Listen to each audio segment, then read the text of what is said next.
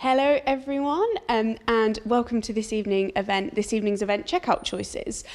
This event is part of our events programme for the current Meet the Future exhibition, and the exhibition is on until May the 8th, 2022, so if you haven't seen it yet, please do come and visit the museum. And you can also find out more about the exhibition and all the events that are going on about it on our website, so do have a look at that. So through the exhibition, we have been privileged to work with the Livestock, Environment and People Research Group from the University of Oxford, otherwise known as LEAP. And we're delighted to have with us here today Dr. Brian Cook and Dr. Rachel Pechey, who are both senior researchers in health behaviours.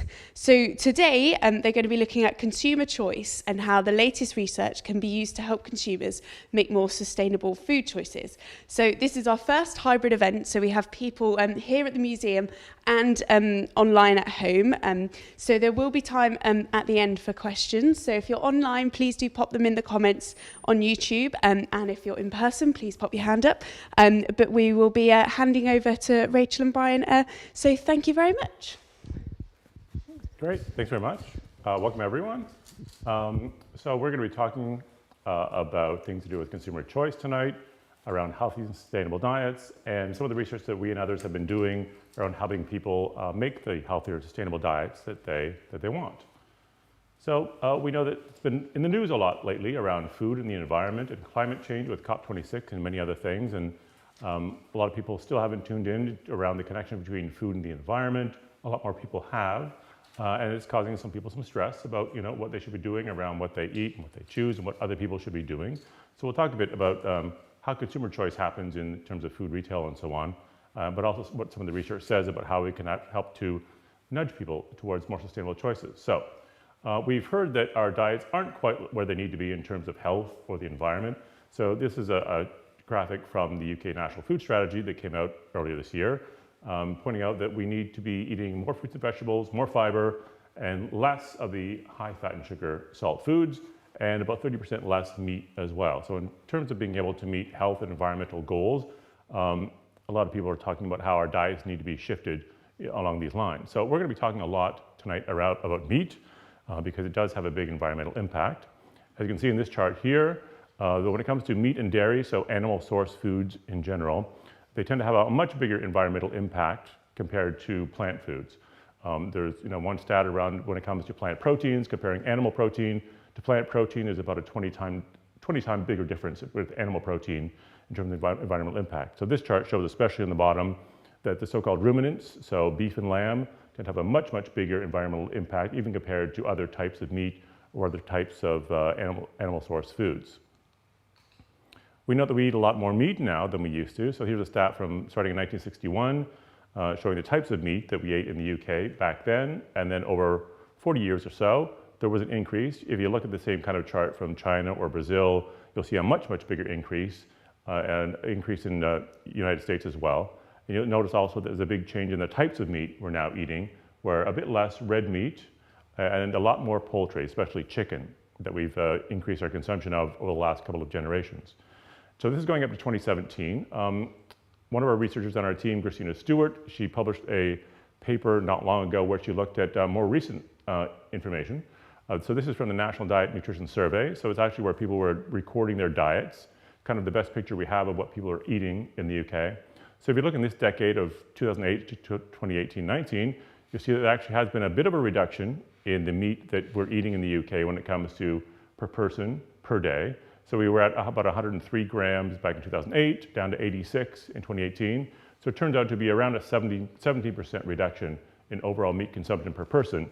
And you see a lot of that, like we saw in the previous graphic, was driven by a decrease in red meat, but also a bit of an increase in the white meat, especially poultry. So even though we've been eating a lot more meat, it has gone down a bit over the last decade, but still not quite in line with the various scientific recommendations about needing to reduce meat consumption overall. So we do know that the food that we buy can have a big impact on health and the environment. So I'm going to talk a bit more about what we know about how we decide to buy different types of foods, and how we can use this knowledge to help us make the healthier and more sustainable choices, how to make them more appealing and make them the easiest choice as well. So often when we talk about these kinds of psychology or nudges to help people influence what they're buying, we kind of think of this as maybe we're trying to be a bit too draconian and we're trying to manipulate people into buying different things. But when you look at the surveys, people say they want to eat healthy, they want to help the environment. This is a graphic from an FSA, a Food Standards Agency survey from earlier this year, where we asked people, how important is it to you to eat healthy? See, 87% say they want to eat healthy. When it comes to the environment, so about 3/4 say that they did want to eat foods that were good for the environment. They asked later in the survey about, do you actually know what that means? A lot of people weren't quite sure what that means. But in general, we do want to eat healthily. We do want to eat foods that are good for the environment. So we're talking about how we can use those motives and how we can use psychology to help people make those choices that they say that they do want. So when it comes to why we buy or where we engage in any kind of behaviors, this is the COM-B model we often use. So when it comes to any behaviors, they stem from having the capability to act, the opportunity to perform a behavior, and the motivation to follow through. So there's a lot you can say, you can unpack about each of these three things that it shows in this so-called behavior change wheel there. But these are kind of the essential components that goes into any behavior, including what we end up buying or consuming. So you can give an example of that when you're thinking of whether to have the burger or the salad or different kinds of things. We talk about the capability to make that choice. It means, I'm asking myself, do I know why the food is important and the consequences of that? Am I able to take in the information that I hear about the health or environmental consequences? Do I have the knowledge or skills to prepare the food if I need to prepare it? When it comes to opportunity, do I actually have the time and money to be able to access this food? Are the right foods available on store shelves? Are they within easy and convenient walking distance for me to get them? And are the social influence around me, are they helping or hindering the right choice? Am I getting positive messages from my family? What are the cultural norms around these kinds of food choices? And when it comes to motivation, not just am I motivated to make this choice, is it a priority for me? Is it competing with other things? Do I get a pleasure from this? Is it habit forming? So there's a lot of kind of things that go into when we choose this behavior and when we're making a choice between different types of foods. At the same time, you've probably heard of this kind of system 1, system 2 approach, where we have these two different types of decision-making habits and processes going on at all times throughout the day.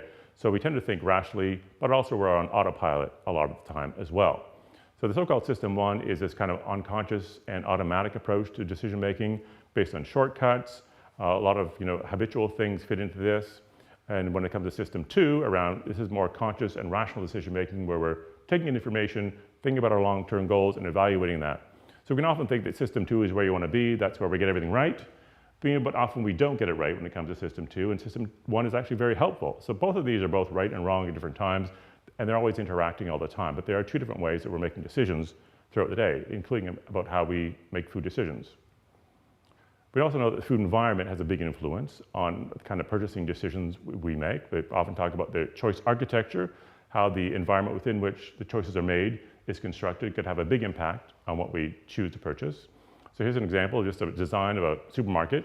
And we can see a bunch of different things that might go on here in terms of the design of the supermarket that could influence what we're doing. One of the things you might think about is, for example, it may be an old wives' tale, but they used to say that I think some retail designer came up with the idea that since most people are right-handed, we prefer the idea of a counterclockwise motion, so why don't we put the entrance of supermarkets on the right? If you think of this about the supermarkets you go to, a lot of the ones I can think of that's on the right, that totally may be made up, but that's one of the theories that were out there for a while. One of the things some supermarkets may do is they could start with priming. So even before you get to the store, trying to prime the customer with the kind of experience they're going to get. So this is an example from Walmart, very popular in the US and Canada, where they would have soda pop machines outside the front with some very, very inexpensive pop, giving you a sense that everything in here is going to be very inexpensive. Although if you're going to buy a toaster or blender, and you may not be too sensitive to what the price is, they may be able to charge a bit more. But you're thinking now, you're being primed, that everything in the store is very low price. Also, when it comes to the grab and go, they might put it at the front of the store to get those people who don't want to go into the whole supermarket. They just want to get the grab and go and get out of there. Or it might have lots of fruit and vegetables. They're typically at the front of the supermarket, lots of vibrant colors to really set the mood of a really pleasant shopping experience. Often you'll have the bakery that's near to the entrance, so you have those great aromas that are getting you hungry and getting you in a good mood to shop and spend money. You often have the different staple foods that'll be spread out throughout the store, encouraging you to spend more time going throughout the store. You'll see the milk in this design is in the back corner. Often people think they put it there, so you have to go to the far end of the supermarket. That may be more about keeping the cold chain in place, so they don't have to bring the milk all the way into the supermarket to get it into the cooler. And also putting things at the end of the aisle, the plinth. It's a very popular strategy to get a lot of eyeballs on the things that they're trying to promote. And of course, we all know about shelf positioning. Eye level is buy level, as they say. So we're getting the things that they're most profitable, that they most want to push at the eye level. So you think about different types of supermarkets. We can look at different supermarket examples and see what kind of experience or what kind of cues that the supermarkets are trying to promote here. What kind of a shopping experience are they trying to promote? This is one from Canada, where I'm from. This is one that's actually called No Frills. You might not be surprised. So they like the yellow tone here. So it's not the most inviting color. It gets a bit of a fast food feel here. So you're not thinking this is kind of a supermarket where they want you to spend hours. There's nothing in here but the food. There's no chemist, there's no bank, there's nothing else going on here. So this is kind of a high volume, low margin place. They want you to get a lot of people in and get you out fast, no lingering, and the colors and other things really help that. Whereas here's another one where it's a bit different feel, much warmer feel here, much more inviting. There's a patisserie there in the bottom left. This one also has a chemist. There's a bank. There's kind of everything here you could think of. There's an oyster bar at the back. And you can see some seating there as well, where you can get prepared food and just sit there. So here it's a different kind of feel altogether. It's a bit higher margin prices. They want you to stay and put a lot in your shopping basket and just stay as long as you want. Very different from the previous one. Of course, the funny thing here is these are the same companies. This is Loblaws Canada. So they have the two totally different shopping experiences, two different chains. Food's coming from the same warehouse, but they're trying to promote a different kind of shopping experience to a different kind of customer demographic. Online shopping experience, online shopping, of course, is very popular now. Same kind of strategy is going to happen here. This is an example of a bit of promotion that Sainsbury's did a couple of years ago around plant-based foods in January. So see at the top here, they had the banner. So a lot of eye-catching imaging here to promote the plant-based products. Here we had some messaging around plant-based. This was actually a bit of a social norm message promoting that a lot of people are trying plant-based products now. Here we also had positioning that we'll talk about and having some veggie products, corn here being the top in the search results when you put in mince.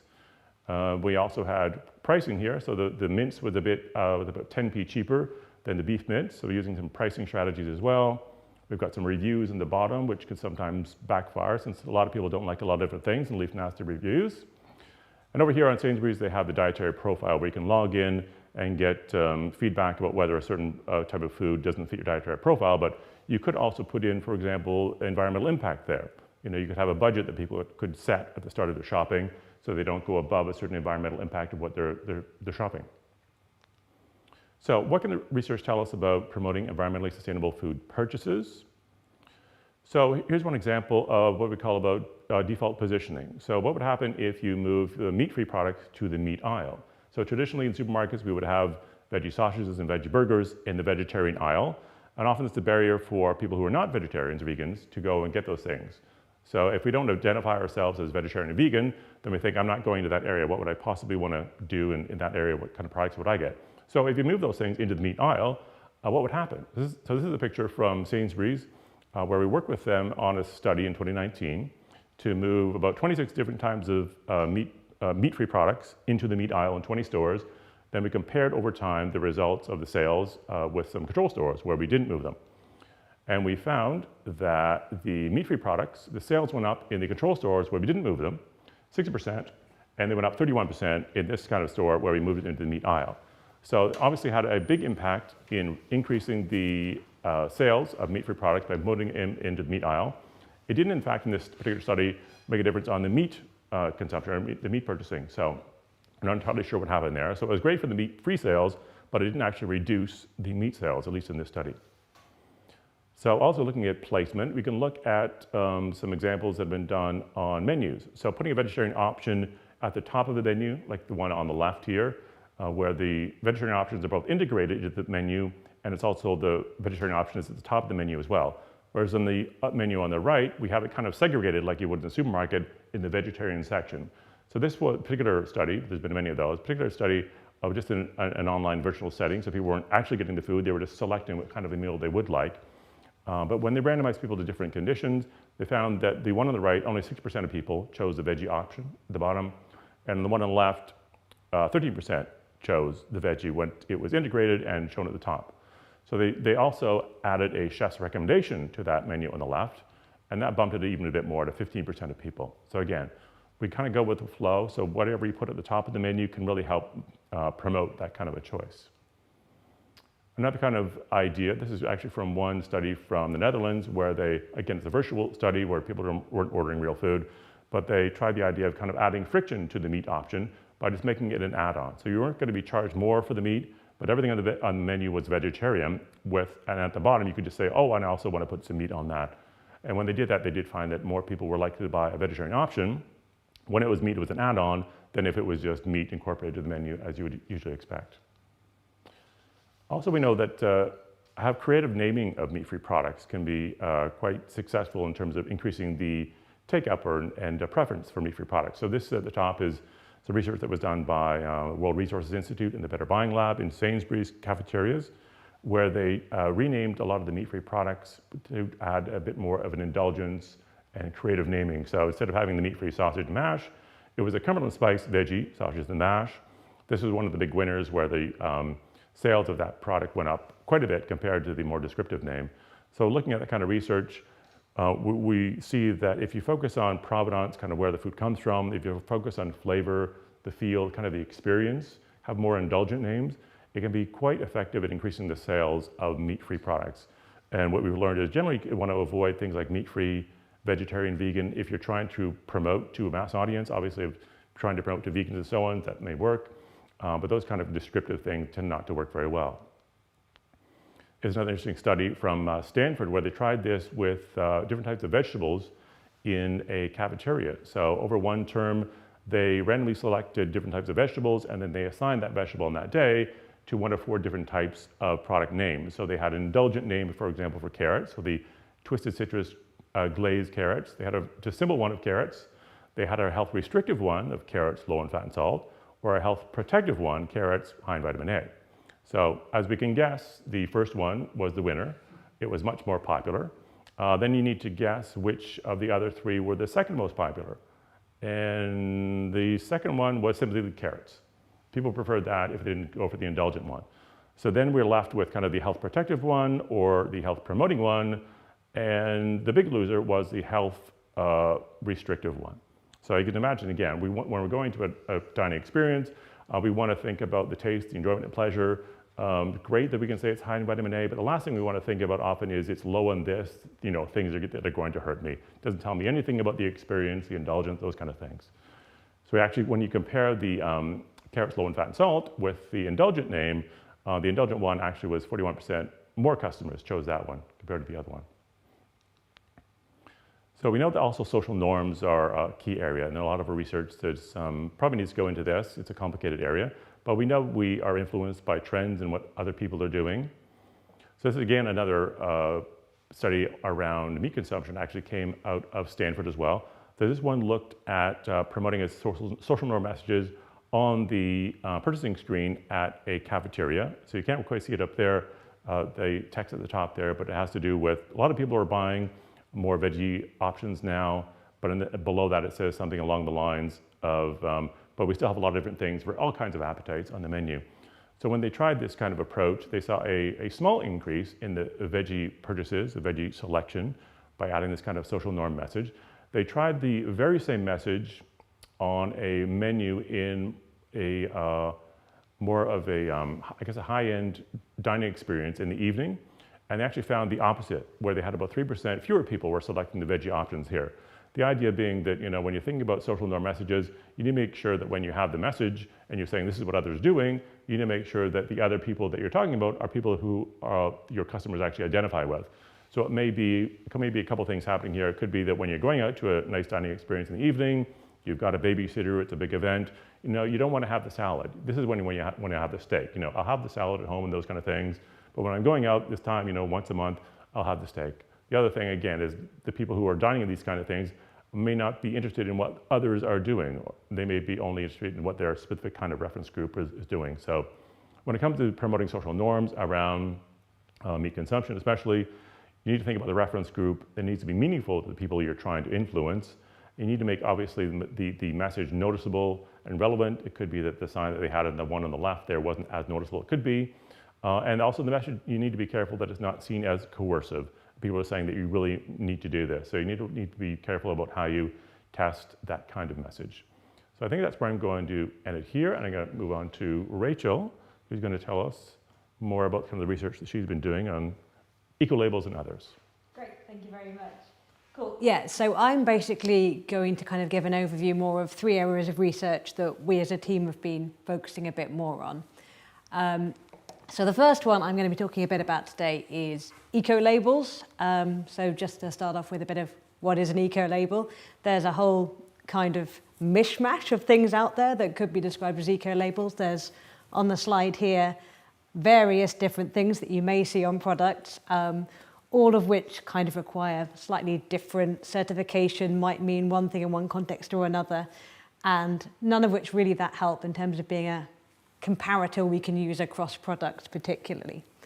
So one of the things that we really think would be useful to have is to have some sort of label that we could put on products that would actually be comparable and that also would take into account kind of a range of environmental impacts. So rather than just focusing on one particular avenue, can we get something that actually allows us to assess or get some sense of a product as a whole? So for example, when you go into a supermarket, look at the array of products, I find it quite hard to know which of these actually would be the more sustainable choice. And kind of from the research we have, it seems like the things you might be able to assess from the packet, like transport or packaging, actually are quite a small fraction of the environmental impact of a product. So it'd be helpful to get more of a sense of the production costs of each of the products. Nice. And before I go on any further, this is just a note to myself that one of the things that sometimes people kind of say when you talk about environmental impact labels is that because it's an information-based intervention, that it's kind of putting the onus on the customer then to be making the correct choice. And I think kind of this probably reflects back to what Brian was saying earlier, that we kind of feel that obviously while having environmental impact labels is a useful providing information to the customer, this wouldn't be the only prong that we want to have. So we know from kind of research on health behaviours that just putting that kind of onus on the customer is really hard if all of the environment is set up to not make the sustainable choice an easy choice to make when you're going to the supermarket. So some of the other interventions like actually making more sustainable products more available and more prominent, and some of the other kind of interventions that Brian was talking about would also really need to be in place to able to make us sustainably make sustainable choices, just keep them going and to sustain any behaviour change if we were able to make it. So just to say that we would want government, industry and everyone else to be involved, but eco-labels might play a part of that picture. So just to talk a bit more now about what we've actually done in terms of trying to study environmental impact labels. So on the screen right now, this is a screenshot of our experimental online supermarket. So basically this is an online supermarket. It will act pretty much as if you were on Tesco or Sainsbury's website. So we've got categories, you can select products. In fact, if anyone's actually been to the exhibit upstairs, there is a computer where you can play with said online supermarket and have a go at doing your shopping. But we used this for some of our research studies. So we asked people to go online and to do a shopping task. And what we can do with this research supermarket is that we can kind of change the ordering of products, we can change what products are available, and in this circumstance, we can put on different environmental impact label designs and test how much they might influence people's shopping behaviours. So that's what we were doing in these studies. I should say here, the really big caveat with all these studies is that customers do not get any food and they do not spend any money. So just to bear that in mind, we're not saying this will actually represent exactly the same effect as you would see in real life, but they're useful kind of research measures in terms of being able to kind of rank what might be the most effective out of the interventions we're testing, and to look at whether or not these would be equally effective for different demographic groups. Because if an intervention only really works for men with PhDs in their 30s, that's not really the kind of one we'd want to be prioritising. So that caveat. So this is just an example of one of the different environmental impact labels we did, just again to give you a sense of what they might look like. So you might see kind of I can't remember what all these are, various different curries, I think, and then a Rustler's burger. Yeah, so we've got kind of a D, a C, and a couple of E products. So that might be an example of what they saw on these studies. So just to go into the studies in a bit more detail, so what we were interested in doing to begin with was exploring a bit about what kind of designs might be most effective. And I realise this is actually quite small on the screen, so hopefully you get a sense of it. But we were comparing designs which consisted of A to E score, so that's the very top row there. So this is quite similar to things you might see on packaging for health impact scores, so it's very much based on that kind of idea. The second row down is a slightly more complex version. So in the environmental impact scores we were using in this supermarket, we had scores based on greenhouse gas emissions, we had eutrophication potential, land use and water use, and these were kind of all combined together. So the second row down, we were actually presenting impacts on all 4 of those different factors, whereas in all the other ones here, we've kind of combined them up to meet one overall score. And just to say, so when we were doing these studies, this was presented on all products throughout the supermarket website. So we had like 27,000 products within this website. So it's fairly comprehensive in terms of the coverage there. The third row is what we called our kind of globe labels. So they were kind of, it's hard to tell, isn't it, on the screen there, but it's sort of got a globe patterning to the circle. And then there's an A to E score. And that's just, the top 20% of products were A and the bottom 20% were E. And then the kind of last conditions we looked at were just labeling the top 20% as being better, so a little green circle, and labeling the worst 20% as worse products. And we looked at putting the same kind of types of labels across products in the supermarket to see what impact they would have. And basically what we found was that all but one were effective at changing behaviour. I don't know if anyone wants to hazard a guess as to which one wasn't effective at changing behaviour, but it was the better labels. So if you just tell people what the 20% of products that were better were, that actually we didn't find any evidence that it would change people's behaviour, whereas all the others actually impacted on what people were shopping, what people were placing in their shopping basket. So there was a lower environmental impact score overall. And just to kind of think about why that is important and the better ones don't work, it's because all of these kind of labels that you might see currently tend to be highlighting the better products. So it doesn't suggest that maybe this is the best policy that we want to have going forward. It really would be good to try and find something that we could put on products overall to pick out those products that are actually worse for the environment, as well as just volunteering to put some label suggesting your product is better on, which is currently the schemes we have. And obviously, as I said before, the slight caveat with all of our studies before is that they were done in the online supermarket. So we have started trying to run some trials now in real world environments and get some evidence for whether or not it works there. So currently we've just finished running our first study in worksite cafeterias. I have to say that actually we didn't find any evidence in that study so far that they did work. This is not to say, so far we've only got studies in one context, so we don't know for sure whether or not we're not going to throw out the baby with the bathwater at this point, but we're going to do some follow-up studies and can look in other contexts and see whether or not these are effective. But there is a question mark there as to whether or not these might work in the real world. So further data is definitely needed. And then, I didn't quite know why, that's slightly weird formatting there. I thought that was all going to be capitals. This is why we're also thinking about environmental changes. How can we change the actual environment themselves? And the example I'm talking about today is going to be increasing the proportion or the number of plant-based options that are available. So obviously, if something's not available, you can't choose it. So at a basic level, that's, you can see why that's important.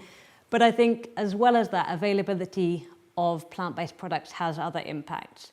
So just having them available can also make them more visible. If there are more of them available as well, they might increase the chance there's a product there that you actually like, rather than there just being one vegetarian option, you might not like that one. And I think it also kind of ties in a bit with the social norm stuff that Brian was talking about.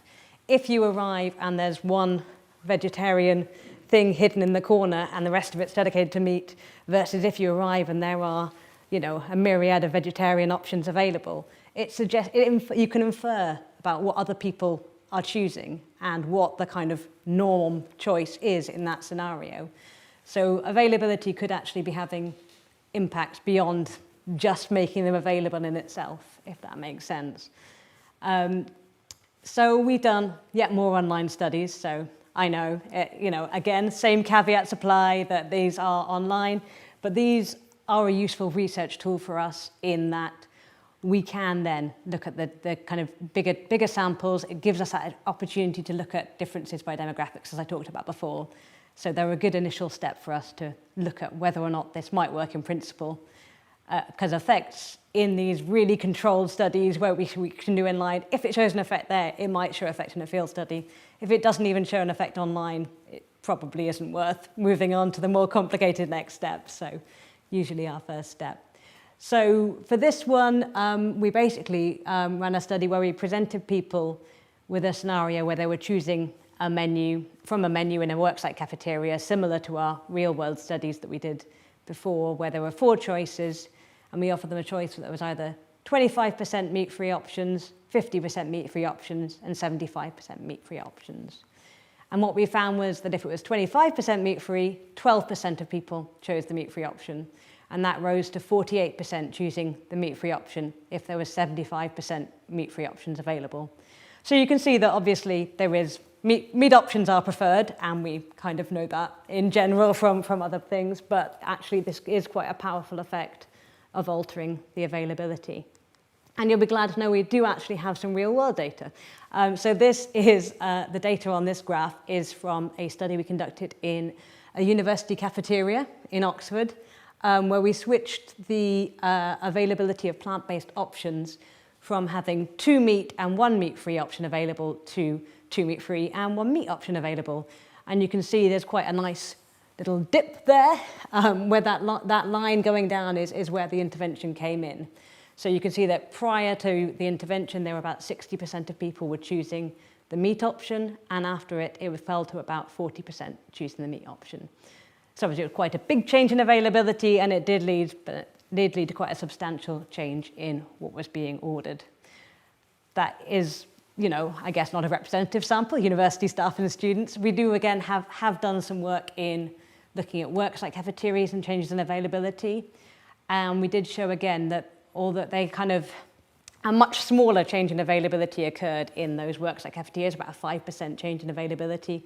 And we did find that also changed behavior in those worksite cafeterias in real world environments, but a much smaller change, as you would expect, small change in availability, small change in behavior, larger change in behavior.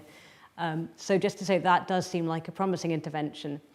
And when we did our online study, it did suggest that there weren't any differences by demographics. So it was equally effective regardless of gender or education or anything like that. So in that sense, it seems a promising intervention that we might want to look at further. And the last thing I want to talk about a little bit is the public acceptability of policies. So I began talking a little bit about the idea that, as well as thinking about things we could do to encourage more information, like eco-labeling, we want to encourage industry and government to change things as well. And one of the things that might cause friction is the idea of how acceptable policies tackling meat are to the public.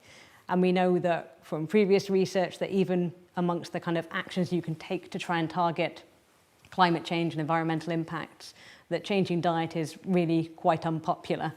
So we did a little bit of work trying to look at how acceptable policies might be. So these bar charts here show people's responses to 6 different scenarios we put to them. So running a big media campaign to highlight the harms of meat consumption, providing incentive for farmers to grow pulses and legumes, putting labels on products about the harms to the environment, reducing the availability of meat products so that 25% of most 25% of meals available in hospitals or schools could contain meat, increasing the price of meat through a tax, and having an advertising ban on products containing red meat. Sorry, I should say this is all red meat rather than meat in general, we were asking about. And you can see that in general, these weren't very popular, basically. So the three greenish bars, sorry, it hasn't shown up very well, so one of the greenish bars looks quite grey. But the three greenish bars are kind of the support for it, and the redder side is all adding up to the opposition to it. And basically, the support and opposition for most is roughly similar. So you're not getting that many that are really supported, and for increased price, that is definitely unpopular. There's also, I should note, that about a quarter to a third of people really just neither supported or opposed. So it's quite a large portion of people who really just didn't have strong feelings either way about this, or were undecided, potentially. And this kind of ties in with the ideas generally that, sorry, I should say, so the one that was most effective was labels. The most acceptable was labels, and the one that was least effective was kind of increased price and that kind of thing. And in general, that ties in with previous research that kind of suggests that interventions that are effective are generally viewed as less acceptable. So there's a bit of a tension there that often the ones that are most effective tends to be slightly kind of more interventionist in a way, whereas the information-based ones, like labelling or media campaigns, tend to enjoy popular support, but actually might well be less effective at actually being able to change behaviour or provide those environments that might support behaviour change. And interestingly, with the meat, we kind of had to think about this in comparison to some previous studies that have been done looking at energy-dense foods. And in general, if you compare the same kind of policies, about a quarter of the people will support the meat reduction policies. The same policies for targeting energy-dense foods, it's about 50%. So it's not the policies and the idea of those, it really is something more specific to targeting meat than just targeting food in this kind of way. And that might be kind of due to the cultural elements of meat. It's kind of regarded as natural and nice and necessary and normal and all of these things that may or may not be true. Well, probably not true in a sense, but you know, that's the perceptions of them. And that's kind of really the end of the presentation. But I guess I just wanted to reflect on that and say that although because there was this proportion that were undecided, we know that from things like the UK Citizens Climate Change Assembly, that when people had more time to kind of consider these options and think about it, they started with quite a similar proportion of support. And by the end, about 60 to 80% of them supported these kind of interventions. So there's, I think, potentially room there for improvement in terms of trying to build on this public support. And that might, again, help get us towards where we need to be in terms of moving behaviour change along in this area. That's it. Fantastic. Thank you very much to Rachel and Brian. So we've got some time for questions now. So people in the room, if you have any questions, do have a think. I won't come to you straight away because we have some from online audience as well. So firstly, kind of talking about the kind of COM motivation thing. How do you think the price of meat-free products affects the purchase of them? Brian, do you think you can answer that for us? Well, we know from, I think, someone in the department did a systematic review looking at what kind of interventions around healthy food promotion in supermarkets will work best. And the winner there, not surprisingly, was price intervention. So we know probably that pricing is going to work better than anything else, but of course it's much more complicated for the retailers, and it's also a big signal of value often to consumers what the pricing is.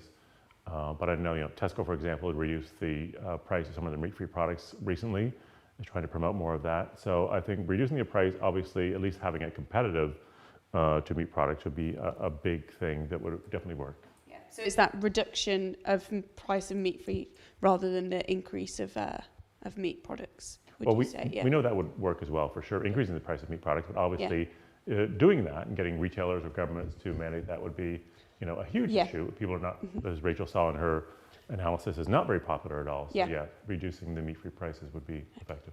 Fantastic. Now, anyone in the room got a question that they want to ask at all. I can go, oh, yep, I'll just come over and give you the mic. There you go. Thank you. I just wondered where you use your research. Do you present it to supermarkets and like industry bodies in order to encourage them to make these changes to promote like vegetarianism and veganism, or is it more just sort of just open to anyone to see? No, we definitely have a lot of discussions, a lot of partnerships with different kinds of food industry partners, definitely with retailers as well. So you saw the study we did with Sainsbury's, so we had a relationship with them for a while. So yes, they're aware of a lot of our research. We're open in sharing that kind of insights that we have. Of course, getting them to do some of these things is a bit much more difficult. In food retail especially, it's highly competitive. They have low margins. They're often thinking about the risk of making changes of irritating customers or issues they'll have with operational considerations, such as the one in terms of moving the meat-free products from the meat aisle. That was a huge thing.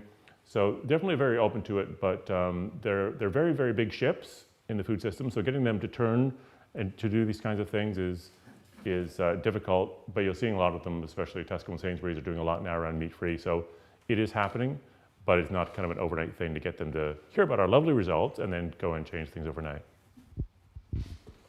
Fantastic, thank you. So kind of continuing that kind of theme, so for Rachel, would you say that online or in person is more effective in helping make those more sustainable choices? Obviously, you've done a lot of studying online, but do you think kind of online shopping versus in-person shopping would be more effective?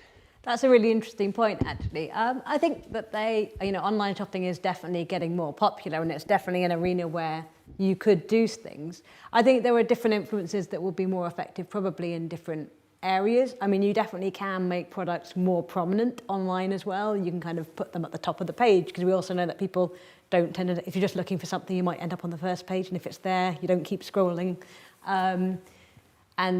But then you might have less kind of impulse purchasing. So whereas if you're in a supermarket, like the end of aisles are probably very prominent, you go past them. If you saw lots of lovely meat-free products, that might influence you to try that a bit more. So I think you definitely could do things in different environments. I'm not sure one would be more important than the other, but they might have different interventions that would work better in each.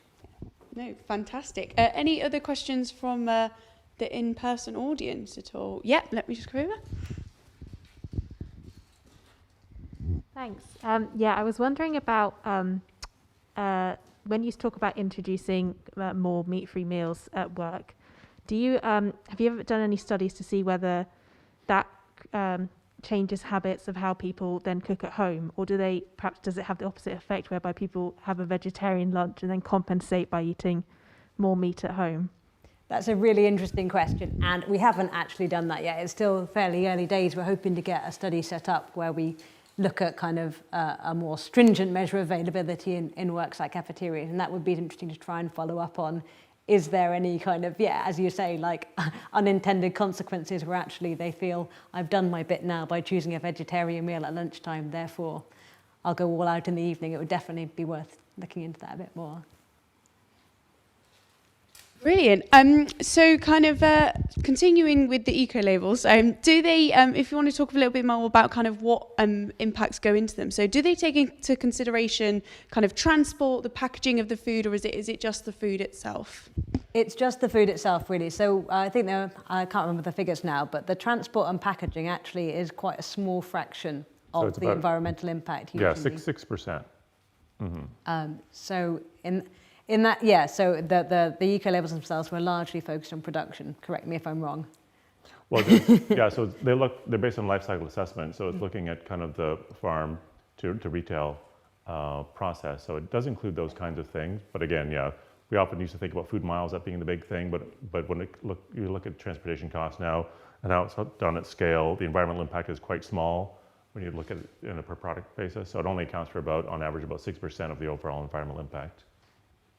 Okay, that's interesting, because you usually hear a lot about packaging being a real issue. So that's a really interesting stat. Thank you. And in terms of like realistically implementing this in supermarkets, how easy and realistic would it be to kind of have the Ecolabels, given that kind of the same products can come from different places through different seasons, and that can vary really quite quickly? How kind of realistic is this to implement? is again a really good question, and I think something that's been struggled with and is still continuing to be struggled with really at the minute, in terms of, you know, what level of accuracy is it going to be possible to achieve and keep going with. And I think that it may come to a stage where some accuracy is sacrificed to enable us to get an idea, you know, of, on average, it's around this, but I think that hasn't really been ironed out yet. Yeah, I mean, there's a million different ways that we could make the eco-labels, and we have our own way of calculating the scores. And there's a whole big discussion about what is the best way of doing that. So yeah, you would need the actual values from the supply chains of food retailers, but the food retailers now are struggling with the whole Scope 3 emissions and trying to figure out what actually are the emissions from different parts of their food chain. So that's something that they're all struggling with now and trying to get a handle on. So you would need to have that in place for sure to be able to create the scores, but that's a whole big process to figure out how actually you are going to calculate the scores accurately. And then of course, there has to be some kind of body that makes sure that these are actually accurate scores and they can be trusted by consumers. So, you know, at the moment we're kind of having fun playing in our playground where we can kind of, you know, make up the scores as however we want. But yeah, there are a bunch of different policy issues that need to be worked out and data issues that need to be worked out before they can actually hit store shelves. So realistically, we're quite a way off. Even if they are kind of proven to be quite effective, they are probably quite a way off from actually seeing them in the shops. Would you say that? Well, I think there are some shops that are currently trialling them, but the question is, yeah, I think at the minute that there are question marks over, you know, the consistency of data and how it all handles, and trying to get that sense of how it would play out overall. At the minute, I think there's lots of people kind of doing their own thing, and that makes for a slightly awkward situation in terms of consumers' perspective, but also I think from each retailer's perspective of what do we do compared to what else is going on. So, yeah. Oh, fantastic. Any more questions from the floor? Yes. This was covered in an earlier question, but I have another question on the price point of the food. Have you analysed the profitability of the meats versus the meat-free ranges? Is there almost an argument to say that the vegetarian and vegan food is actually like more profitable for the supermarkets and for the brands, and they don't want to erode that price, so they're putting in an equal price point to the meats to protect their margins and increase their margins? Could they reduce the price?